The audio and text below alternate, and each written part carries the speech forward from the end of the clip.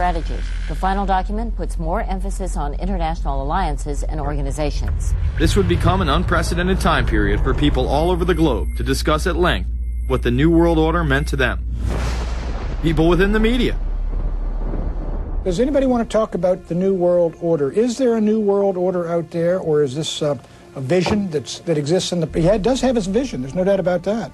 But does that exist in the president's mind, or does it exist out there in reality? This president sees this episode as the first test case, as the first example for the New World Order he is trying to organize. Some people have called it the New World Disorder, and there's a lot of truth to that.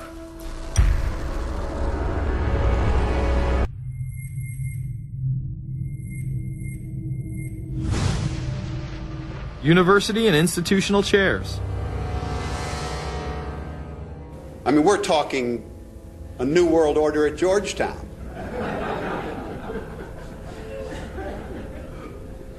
And we'd like to be very much a part of it and continue to live.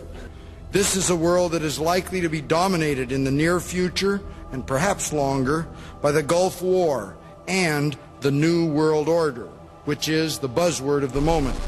So the secret of a New World Order, and at this point it's just a slogan, but it does have some historical background in terms that orders have succeeded each other over time. The secret of this is to learn how to use coalitions. We are effective in the United Nations. People within government. George Bush has invoked a New World Order without enunciating a new American purpose. The president has still failed to articulate clear goals for our nation's foreign policy in this new age. I find the term New World Order very revolting, and just not only historically but politically today. I think Harding is absolutely right, and the actions of the administration just after enunciation of the New World Order put the lie to the fact there is any real substance behind what they say as New World Order. The first act of the New World Order was A, to make war, and then B, was to sell arms all over again. Is there a New World Order? We know certainly that George Bush has copyrighted the term at this point. In the aftermath of this war, though, is it an empty vessel into which something will be poured? Is it the appropriate term to use? Is it going to be a New World Order, or will disorder be just as significant in this process as we look ahead? Let's start with Madeline. I think that we have, in fact, kind of had this term thrown at us, and many of us have not liked it, partially because of the previous historical connotation, and partially because I think it doesn't really deal with the way the world ought to be or is at the moment. But we are far from seeing a world order, and I'm not sure that it is in best U.S. interest to have a new world order in which we are the policeman. While many began to become critical of this order, the term began to evaporate into the background. We are very, very skeptical of an international order if we are not sure how the rules will be made, because thus far the international order has been made with rules that we had no input into and that affect us, and even when on the few occasions when the rules will seem to favor us, then they get changed. A unipolar world, a world of one superpower, may be quite dangerous for us. The New World Order under the United Nations would mean, among other things, an end to our God-given rights given us and secured by the Constitution. The New World Order, which now has been called by some the New World Disorder, and by some people on the more liberal persuasion, the taking over of the world by the Council on Foreign Relations, the Trilateral Commission, and the UN to put us all in slavery. But what are these organizations? Who founded them? And what are the stated goals of each?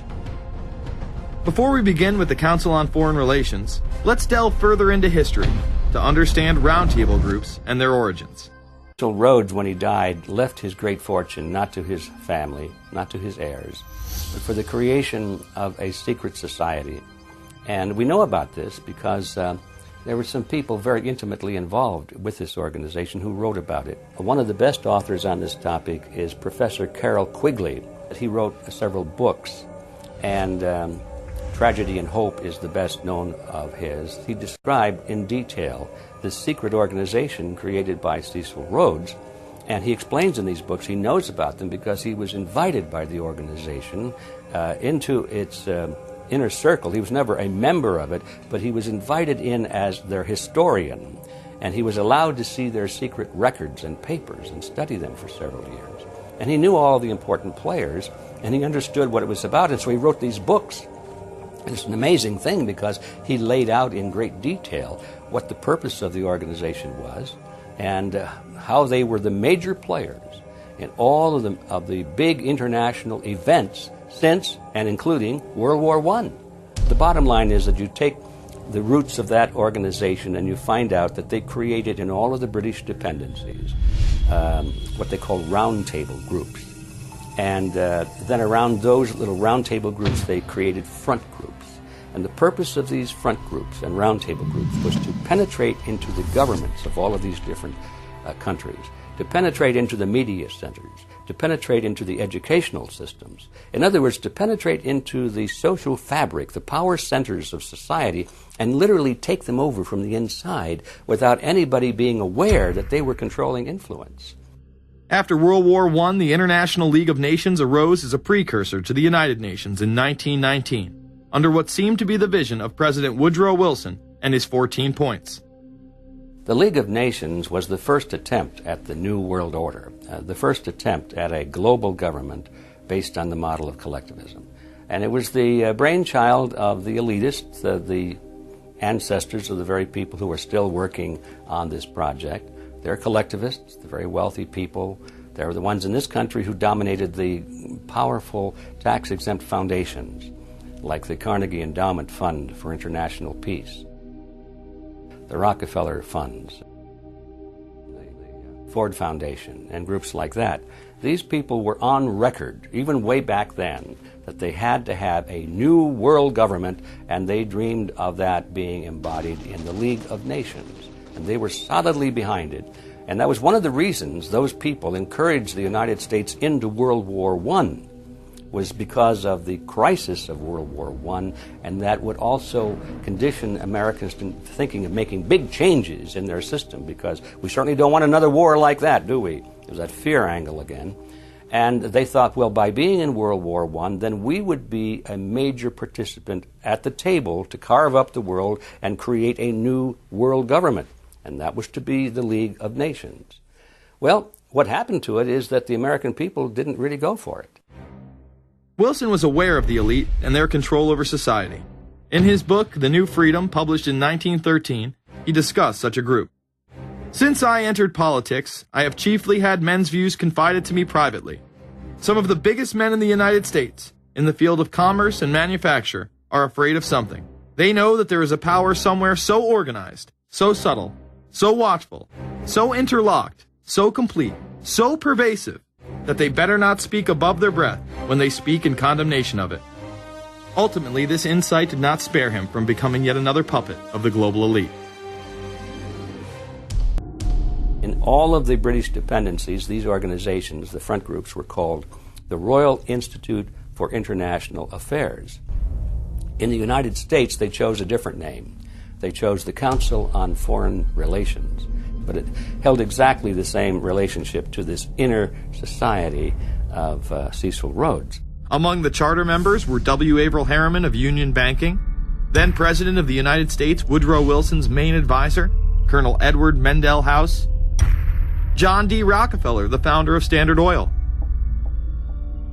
banking mogul J.P. Morgan,